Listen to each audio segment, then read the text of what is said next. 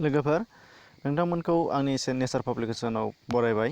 दा बेयाव आं नोंथांमोननो मोनसे स्पेसियेल बाथ्रा लानानै सावरायनोसो फैनाय जादों बेखौ फार्स्ट टाइम नोंथांमोनखौ बुंखानाय जाबाय। दा बेयो आंनि अपिनियन नङा, आं बेखौ गोसो जानानै बुङाखै। दा बेनिखायनो नोंथांमोनखौ आं बाहाय सावरायनोसो खाबु होनाय जादों। आरो जायफोर नोंथांमोनहा बिनि सोमोन्दै गुदि खिथा मिथिगोन बिथांमोनखौ फारियै खिथालांगोन होननानै आं आसा खालामदों। दा बेनो जाहैदोंमोन, आं नोंथांमोना थाम्बनेइलाव नुदोंमोन जे जोंनि जानाखि कसारि रायजो डिमापुर एबा कसारि रायजोनि राजा गबिन्द चन्द्र। दा बिथांखौ जों बयबो मिथिगौ। राजा गबिन्द चन्द्रनि सान्थ्रि गाहाया जोंना तुलाराम जोहोलाव होननानै जों जायखौ बुंनानै मिथियो। दा आथिखालाव जायखौ डिमासाफोरनि होननानै मिथिनाय जायो। जोंखौ डाइरेक्टलि बर' होननानै जोंखौ गोजानाव दोनहरदों, नाथाय जोंबो कसारि फोलेरनियानो, बेयो जों रोखाखा, बेखौ जों जारिमिना थगायनो हाया।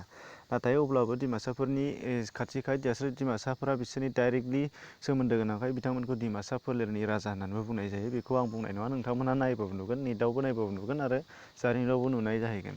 दा जिखि जायोदोला कसारि राजा होननानै बुङोब्ला जों बयनिबोनो डिमासानिल' नङा, कसारि, राभा, बर', मेस गासैनिबो बिथांमोननि थाखाय बे कसारि रायजोआ बिथांमोननिनोखामोन। दा बेखि जाया, बेयो आलादा बाथ्रा। दा बेजोंनो सोमोन्दो गोनां बिथांमोननि राजा जोबथा गबिन्द चन्द्र, जायखौ जों बर'फ्रा इरागदाव नाम होना दोनदों। दा बे राजा गबिन्द चन्द्रनि सान्थ्रि गाहाया तुलाराम सान्थ्रि गाहायमोन। दा एक्सुवेलि बे तुलाराम सान्थ्रि गाहाया कसारि फोलेरनि मानसि नंगौना नङामोन? दा बेखौसो आं बाहाय खिथानो आखायाव लानाय जाहैदों। दा गोबाङानो जोङो जारिमिनाव फरायबोनो मोनबाय, अर्थात जोङो बबेबा बिजाबाव जोङो फरायबोनो मोन्दों बा खोनाबोनो मोन्दों। जेरै हमनानै ला राजा इरागदाव थुनफावथाय, गुबुन गुबुन थुनफावथायनियावबो जोङो एसेबाबो जों मोनजिरबोदों। बिथांमोनाबो जारिमिनजों सोमोन्दो गैथारै नङा। कमल कुमार ब्रह्ममोन बिथांमोना लिरदोंमोनबाबो बिथांमोनाबो जारिमिनजों एसेबाबो सोमोन्दो दङ, सानबोलावरि दंफायो। अब्लाबो इमाजिनेसन थाब्लाबो बेयाव माखासेया बेस्ट आरोखि। जिखि जादोला दानिया खोथाया जाहैबाय, बे राजा गबिन्द चन्द्रनि सान्थ्रि गाहाय तुलारामा एक्सुवेलि कसारि फोलेरनि नङामोन नामा? दा बेखौ आं बाहाय नोंथांमोननो खिथानो आखायाव लानाय जादों। मानो होनबा बाहाय माखासे बाथ्रा नोंथांमोननो दिन्थिनो होगोन। थाखो 9नि बाहाय नोंथांमोना नुदो, थाखो 9नि ससियेल साइन्स पार्टनि बेयो हिस्ट्रि पार्ट, ससियेल साइन्स साबजेक्टनि हिस्ट्रि पार्ट बेखौ सेबाया फोसावदों। नोंथांमोना मिथिखागौ बेखौ। दा बेनिनो चेप्टार 5, नैबे चेप्टार 5आव आसामाव ब्रिटिश खुंथायनि जागायजेन्नाय।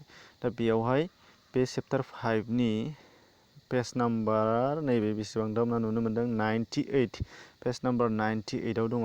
बे पेज नाम्बार 98नि नैबे 5.8.07 काछार जिल्लाखौ सरजाबनाय।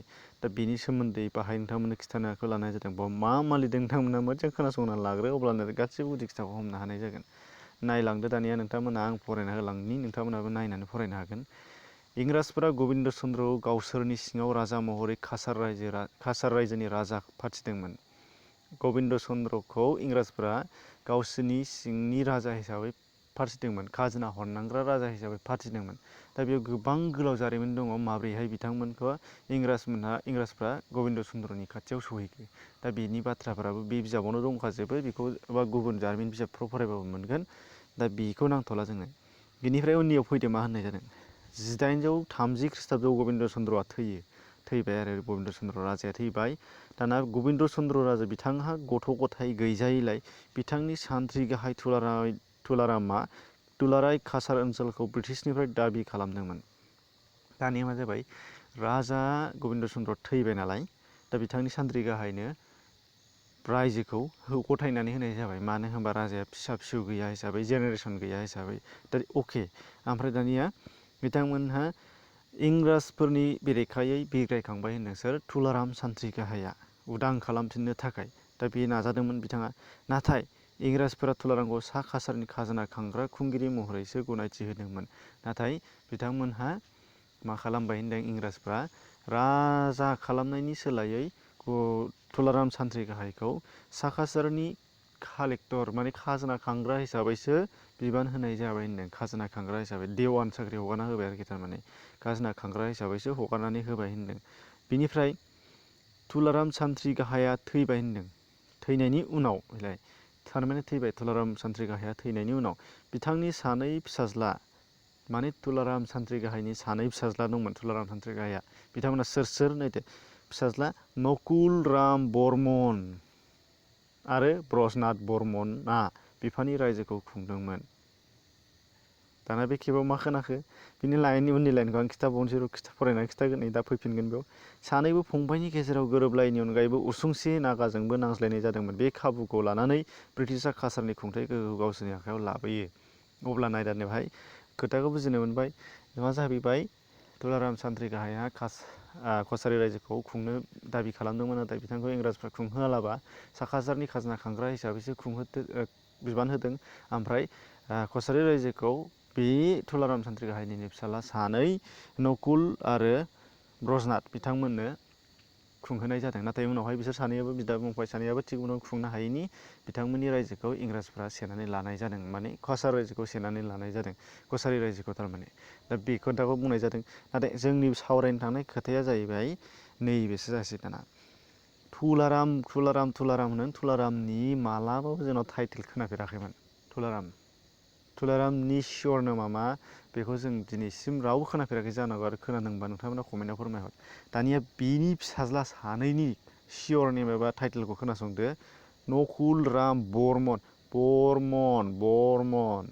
आरो ब्रजनाथ ब्रजनाथाबो बर्मन फैबाय नै दानिया ब्रजनाथ बर्मन आरो नकुल राम बर्मन फैबाय दानिया बे बर्मन फोलेरनि मानसिफोरा दा आथिखालाव माबे नायहरदो नोंथांमोना बर्मन फोलेरनिया आथिखालाव जोंनि आसामाव बर्मन फोलेरनि हिसाब गैयै मानसिफोर नुनो मोनो। दा नोंथांमोना बाहाय नुनो मोनबाय बे बर्मन फोलेरनि मानसिफ्रा दा कछारी फोलेरनि ना आहम फोलेरनि बेखौ नोंथांमोना दा सानदो बर्मना आथिखालाव जे बर्मन टाइटेल दङ जोंनि आसामाव सोलिबाय थायो दा बिथांमोना कछारी फोलेरनि ना बबेबा आहम फोलेरनिमोन बर्मनालाय मा फोलेरनि मानसि दा बेखौ जों सानहरदो। अब्ला आं बेखौ नायनानै नोंथांमोननि सिगाङाव बुंनो आखायाव लानाय जादों दे कछारीनि राजा गबिन्द चन्द्रनि सान्थ्रि गाहाय तुलारामा कछारी फोलेरनि नङा नामा? मानो चन्द्र बा गुबुन डिमासाफोरनि टाइटेलफोर गैया नामा? माथो सिथाबनानै गैफाया? होमब्ला बिथाङा बर्मन फोलेरनि मारमोनबा बिथाङा आहमानोमोन नामा? दा बे मोनसे कुइसना जोंनियाव फैदों गोनो गोथो हिसाबै बाहाय आरो बिनिफ्राय नोंथांमोना डिटेल्सै आरो बावहाय नागिरबाबो मोननाय नंला। मानो होनबा बे पेरेग्राफ मोनसेल' दं बाहाय बिनि उनाव पेरेग्राफ गुबुन गैला। दा बेखौनो नाथाय आसोल खोथाया बेसो जादों बेखौनो नाथाया माबि फराफारियाव सोना होनानै जोंनि इयुन जोलैनि फरायसाफोरा बेखौनो लानानै फरायगासिनो दङ। क्लास 9 मोनफैबानो बेखौ फरायनो मोनो आरो बेखौ सिबिआइआ दैदेनदों हिसाबै बेखौ बर' सुबुंफोराल' बेखौ फरायनो मोनो बे नङा। बर' मिडियामनियाव बर'नि फरायनो मोनगोन इंराजि मिडियामनि सेबा कर्सआव इंराजिजों फरायनो मोनगोन बिसोरबो हिन्दी मिडियामनि थायोबा हिन्दी मोनगोन आसामिसनि थायोबा आसामिस फरायनो मोनगोन बांलाबा बांला फरायनो मोनगोन। अब्ला टटेलि जोंनि आसामनि फेमिलियानो बेजोंसो थांजोबगोन माने आसामनि जेनेरेसनफोरानो बेजोंसो खारजोबनाय जाहैगोन आरो अब्ला बे नलेजआ बयनावबो थांगोन आरो बेनो नेक्स्टआव जारिमिन जाना थाहैगोन आरोखि जोंनि बे दानि जेनेरेसननि नेक्स्टआव हिस्ट्रिया गोमालांगोन बेसो थालांगोन लासैनो। बेखायनो दानो आंनिबा नोंथांमोनहा जा हायो बेखौ सोदांनानै लानानै सोरबा जुदि नोंथांमोना गोरोंफोर दङबा एबा गोरोंफोर मानसि दंजायोब्ला बेखौ खिन्थानानै होनानै बिनि सायाव गुवारै सावरायनानै डिटेल्स बहननाय हथात जानांगौ जों थांनांगौबा जायफोर सावरायगोन जायफोरा गेदेमाफोर दङ बिथांमोना बिजिरोब्ला डिमासाफोरनिसिम थांथारनानै बेखौ गुदि खिथा सोंनानै लानानै फैनायनिबो बेखौ गोनांथि दं होननानै आं भिडिअनि गेजेरजों फोरमायनाय जादों। जानांगौ आंनि बुंनाया जेबो नङा आं रावबो नङा आं जेबो उदायाबो जानो हागौ नोंथांमोननि सेराव अब्लाबो फिसा रिकुवेस्ट आंना बेनो बेखौ जोङो क्लियार खालामनानै लानांगौ आरो जोंनो इयुन जोलैनि थाखाय जों बेफोरखौ मोजाङै मोजां जाहाथे सोलोंथायाव सोफानानै जोंनि जारिमिनखौ गोग्गो खालामनानै गालांनो हायो बेखौ आं आसा खालामबाय। अब्ला लोगोफोर दिनैनि भिडिअआ बेखिनिनोमोन। नोंथांमोननि थाखाय भिडिअआ जुदि गोनांथि जादोंब्ला गुबुन फारसेनो सेयार खालामनानै हो आरो बेखौ फोरमायनानै होबानो जाबाय जाहाथे सावरायजायो जेंनाया सुस्रांजायो आरो जों क्लियार माबा मोनसे गियानखौ मोननो हायो आरो जोंनि जारिमिनखौ रोखा खालामनो हायो बेनो। अब्ला आसा खालामो नोंथांमोना भिडिअखौ मोजां मोनदोंबा लाइक खालाम मोनाखैबा डिसलाइक जेबो नङा आरो फारसेथिंजाय नोंथांमोना चेनेलाव गोदानै फैबा साबस्क्राइब खालामनानै ला बेफोरबायदि मोजां बाथ्राखौ जों सावरायनो जाहाथे खाबु मोनो नटिफिकेसन बेलखौ थुनानै हो एसेनोसै गोजोन्थों।